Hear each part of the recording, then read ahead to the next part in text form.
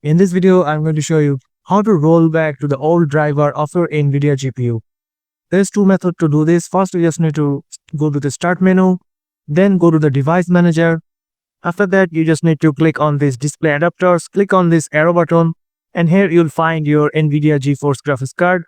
Right click on it, go to the properties, now go to the driver, and here you'll find the option to roll back driver option. So you just have to click here and click OK and follow the step that showed you to roll back the driver.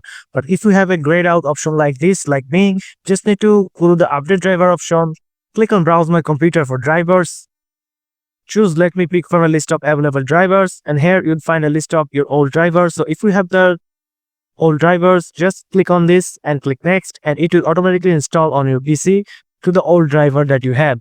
And after that, you just need to restart your PC. So that's it, guys. This is how you can roll back to the old driver of your Nvidia GPU card. So if you found this video helpful, please subscribe and thank you for watching.